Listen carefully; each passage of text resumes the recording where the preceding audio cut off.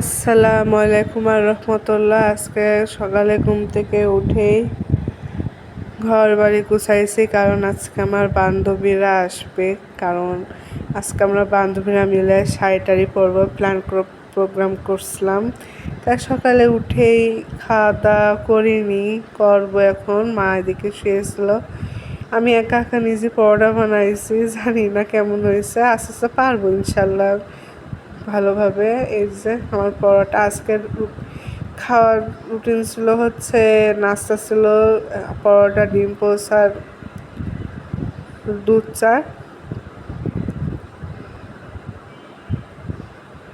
এই যে এদিকে আবার দুপুর হয়ে গেছিল, এ কারণে গোসল করব। আমার বান্ধবীরা আসছে, এ কারণে তাড়াতাড়ি গোসল করব, কারণ শাড়ি পরতে হবে, খাওয়া দাওয়া করবো। এই কারণে এই যে গোসল টোসল করা হয়ে গেছে। দুপুরে খাওয়ার জন্য ভাত খাবো। আজকে আমার আম্মু আনছে যে কচু দিয়ে তেলাপিয়া মাছ রান্না। মাছ দেখে কেউই করবেন না, আমি অর্ধেক চাইছিলাম তাই অর্ধেকই নিছি। আমার এটা ফেভারিট খাবার, আমার এতে খুব ঝোল লাগে, আর তাই জন্য এটাতে আমি খুব মজা করে ভাত খেয়ে নিয়েছিলাম। কে কে এই কচু দিয়ে রান্না করেন সেটা কমেন্টে জানায়েন, কীভাবে কি রান্না করে। একদিন এটার ভিডিও দিবার এবার রান্না করলে। আমরা সবাই মিলে একসাথে খাচ্ছিলাম, আমার বান্ধবী দিয়ে, আন্টি দিয়ে।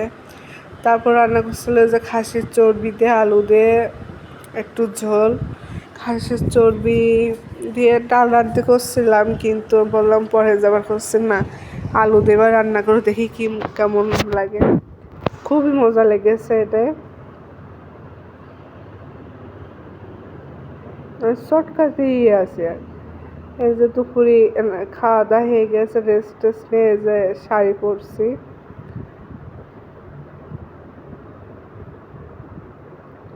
সবাই মিলে শাড়ি পরছি, অনেক আনন্দ করছি, খাওয়া দাওয়া করছি, অনেক কিছুই।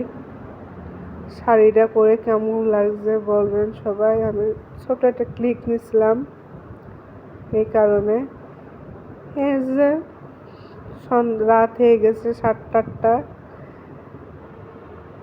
শাড়িটারি খুলে রাখছি। এটাই সকাল থেকে রাত পর্যন্ত কী করলাম। আল্লাহ হাফেজ, সব ভালো থাকবেন।